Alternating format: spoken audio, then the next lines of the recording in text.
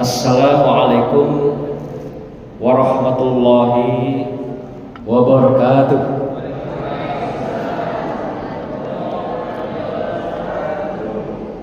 Alhamdulillahillazi arsala rasulahu bil huda wa dinil haqq liyuzhirahu 'alad dini kullih wa kafa billahi shahida. Asyhadu an la ilaha illallah wahdahu la syarikalah wa asyhadu anna Muhammadan abduhu wa rasuluh la nabiyya ba'd. Allahumma shalli wa sallim ala sayyidina Muhammad wa ala alihi wa sahbihi ajma'in. Amma ba'du. Yang saya hormati para tuan guru, para khatib Bilal, ustadz, ustazah, para jemaah, wabil khusus ibu-ibu yang hadir pada malam hari ini cukup ramai, dan wabil khusus juga yang kami muliakan anak-anakku santri, santriyah yang dimuliakan Allah, serta anak-anak soleh sekalian yang kemarin sudah ikut lomba ya. Insyaallah semuanya jadi juara. Mau jadi juara? Mau? Kok dikit ya? Mau jadi juara? Oh, juara azan. Kemudian membaca surat pendek. Alhamdulillah, barakallah. Bapak Ibu sekalian, anakku sekalian yang berbahagia, malam ini kita tidak banyak tausiahnya, singkat saja, karena kita akan memberikan bingkisan kepada anak-anak kita, sebagian pada anak yatim, dan juga hadiah kepada anak-anak kita yang sudah ikut lomba. Bapak Ibu sekalian yang berbahagia, kalau kita bicara tentang peringatan Muharram, selalu yang ada dalam inti peringatan itu adalah kita belajar untuk hijrah. Hijrah dari kata dasarnya hajaro yuhajiru hijratan, yaitu berpindah. Berpindah maksudnya bisa dalam artian fisik, bisa dalam artian batin, atau lahir dan batin. Artinya ada yang berpindah di situ. Jadi kalau kemarin secara fisik mungkin menghadapi kesulitan, kemalangan, dan berbagai keterpurukan dalam hidup, kita diminta oleh Allah pindah, hijrah, bawa badan kita ini pindah dari satu tempat ke tempat lain. Artinya Allah sudah hamparkan, dalam surah Ar-Ra'd itu katakan, Allah sudah hamparkan bumi ini untuk kamu semuanya, dan di atas bumi itu sudah Allah bikin, sudah Allah ciptakan kenikmatan yang tak terhingga untuk kamu. Jadi kalau kita ketemu kesulitan di satu tempat secara fisik, pindahlah ke tempat lain.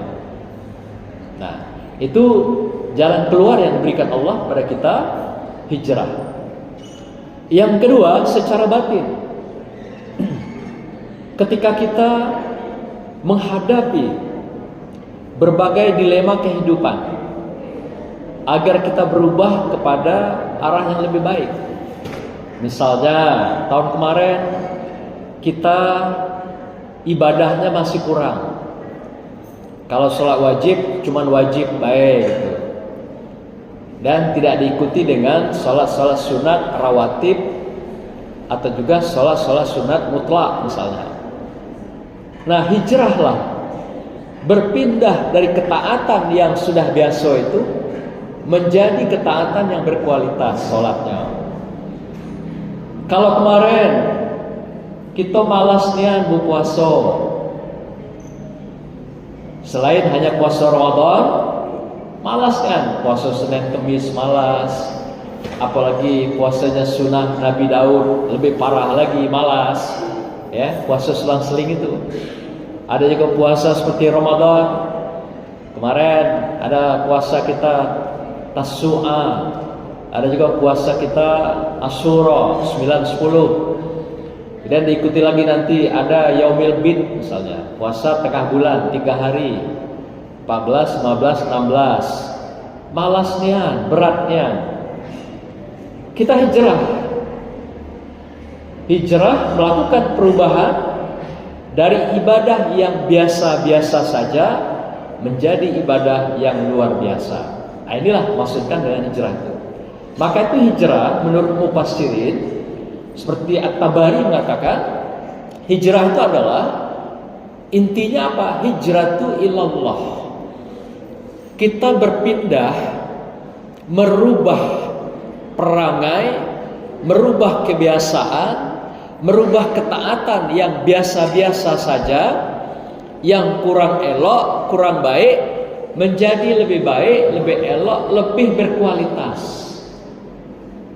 Itu maksudnya hijratu ilallah dan hijratu fi Rasulullah.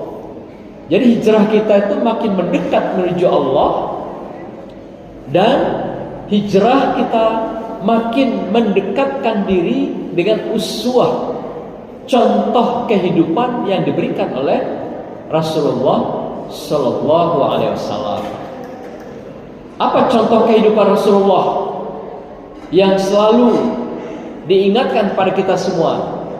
Salah satunya adalah kebiasaan selain ibadah, beliau juga siang malam. Tetapi yang paling juga dia berikan contoh pada kita semua adalah ibadah muamalah amaliyah. Contohnya apa itu? Sedekah, saling peduli dan saling membantu kepada orang lain. Jadi Rasulullah itu kalau dia bersedekah, dapat rezeki tangan kanan, itu kalau datang orang yang membutuhkan, tidak pakai tunggu lagi, tidak pakai pikir lagi, tidak pakai hitung-hitungan lagi, langsung dia keluarkan secepat kilat, secepat angin. Begitulah Rasulullah contohkan dalam bersedekah dan memberikan bantuan kepada orang lain. Oleh karena itu Bapak Ibu sekalian, di dalam peringatan Muharram kita diminta agar selalu melakukan perubahan-perubahan, perpindahan-perpindahan, peningkatan-peningkatan yang dikatakan semua itu hari ini harus lebih elok dari kemarin, dan besok harus lebih elok dari hari ini. Nah, inilah dikatakan Rasulullah, kalau hari ini lebih baik dari kemarin, kita adalah orang-orang yang beruntung. Kalau hari ini sama dengan kemarin, kita adalah orang-orang yang merugi. Tapi kalau hari ini lebih buruk dari kemarin, kita adalah orang-orang yang terkutuk, kata Rasulullah Sallallahu Alaihi Wasallam. Nah, setidaknya kalau tidak mampu kita merubah kebiasaan buruk sekarang, setidaknya bertahan dengan kebaikan yang sudah ada. Jangan sampai lebih buruk apa yang kita jalani sekarang, ya, lebih buruk dari kemarin. Maka kita dikatakan orang-orang celaka, orang-orang terkutuk di hadapan Allah.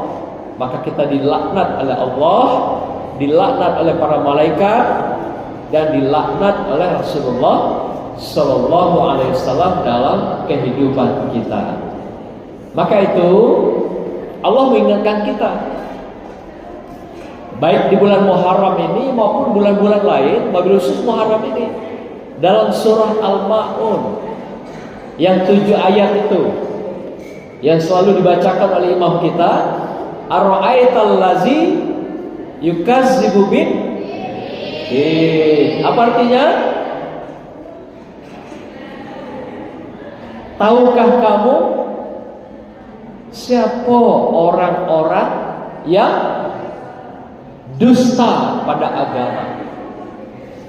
Ar-ra'aital lazi yukazzibu, kazzab, kazzaba yukazzibu, kaziban, orang pendusta, pembohong, yang pura-pura beragama, katanya gitu.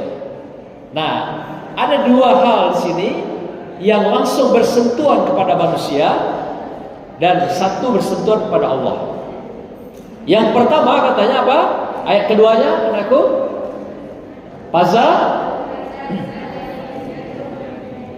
Fazalikal lazi, ya, yatim dulu ya. Mereka yang, kalau sini menghardik itu kalau menurut mufassirin, yang mengabaikan, melalaikan, melecehkan, menciderai anak yatim. Nah, anak yatim menurut syar'i itu kan ada batasan juga ya, Bapak Ibu sekalian. Kalau menurut syar'i, mufassirin mengatakan ketika anak itu sampai akil balik, itu sudah habis yatimnya. Akil balik berapa umurnya? Maksimal 15 tahun. Itu sudah habis yatimnya. Maka itu boleh siapa lagi selain anak yatim? Masuk yang kedua, yaitu siapa? Kaum miskin dan du'afa. Nah, gitu. Wala yahuddu ala mil miskin. Jadi kalau yatimnya habis, kemana perginya? Masuk ke du'afa dan yatim, ke miskin gitu. Jadi artinya anak yatim boleh jadi setelah akil balik dia masih menjadi anak tidak mampu. Karena yatim itu kan tidak punya bapak.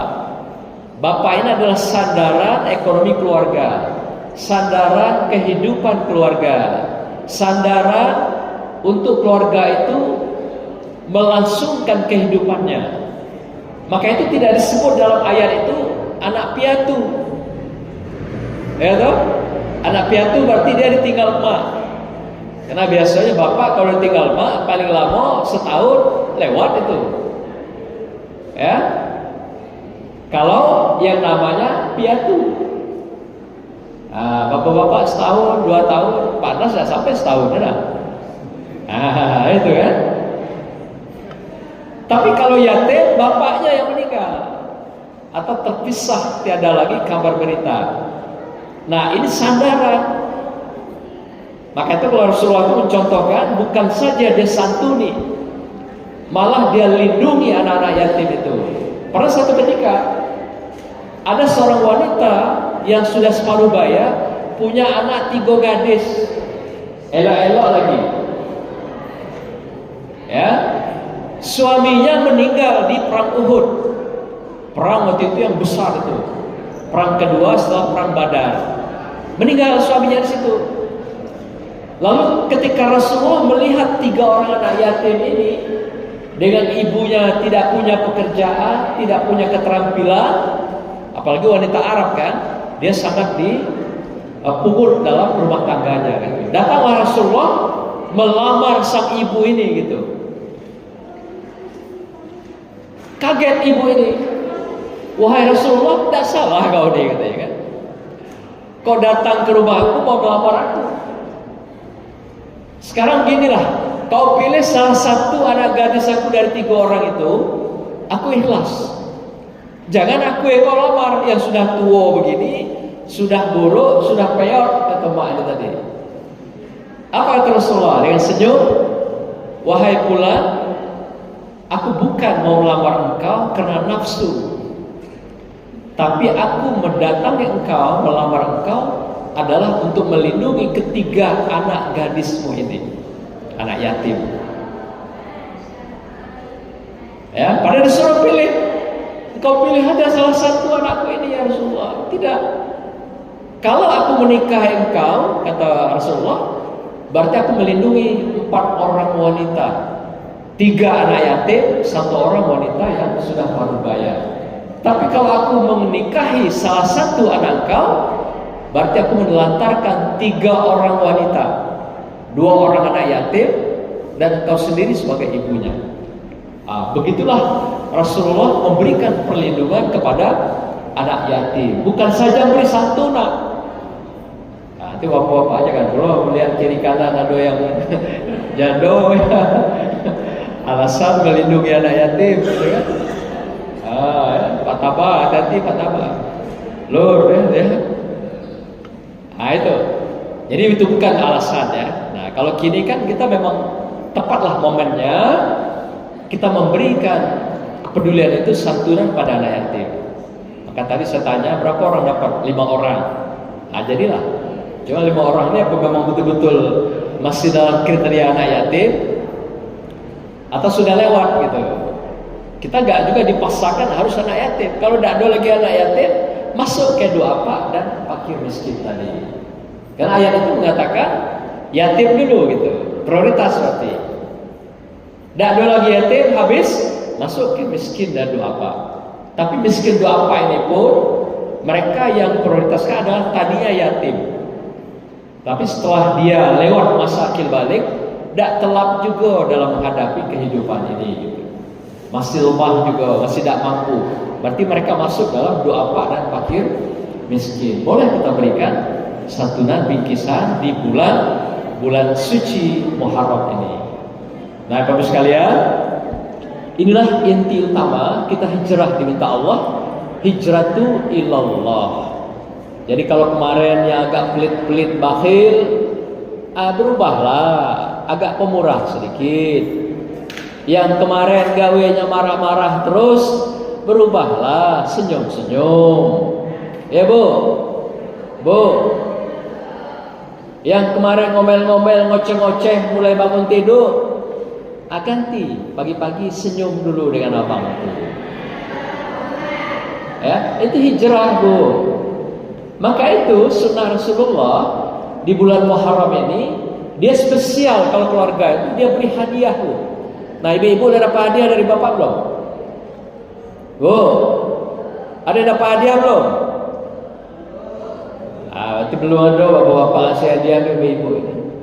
Muharram bukan saja kita menyantuni keluar ya pada anak yatim, tapi juga bapak-bapak santuni istrinya yang belum punya cincin, beli cincin baru kalau perlu. Ya Bu, cincin lama tetaplah, tambah cincin sikok lagi gitu kan. Yang belum punya gelang, minta gelang, jangan minta, dikasih gitu ya, harusnya gitu. Jangan ditagih dulu baru bapak-bapak ngasih. Itu namanya tidak merupakan kemuliaan bulan Muharram. Muharram itu citra kesucian, kemuliaan, kehormatan. Maka tidak payah orang minta, kita ngulurkan dewek. Kita nawarkan dewek. Kita yang mengulurkan, memberikan sesuatu tanpa diminta. Inilah inti Muharram Bapak Ibu sekalian yang kita lakukan. Nah maka itu ketika kita masuk dalam bulan Muharram ini, yang intinya adalah kita melakukan hijrah, salah satu yang kita rubah adalah perilaku-perilaku kita yang tadinya secara lahir dan batin masih biasa-biasa saja menjadi luar biasa dan berkualitas. Demikianlah Bapak Ibu sekalian, semoga kita semua hijrah kepada Allah dan hijrah mengikuti sunnah Rasulullah Sallallahu Alaihi Wasallam. Hari ini lebih baik dari kemarin, besok lebih baik dari hari ini, sehingga kita mendapatkan kesucian Muharram, bulannya Allah, bulan yang disucikan, bulan yang dimuliakan, bulan yang dirahmati, dan bulan yang penuh dengan berkah Allah. Beda dengan Ramadan apa? Ramadan bulan ampunan Allah. Di sini bulan berkahnya Allah. Barakallah. Wassalamualaikum warahmatullahi wabarakatuh.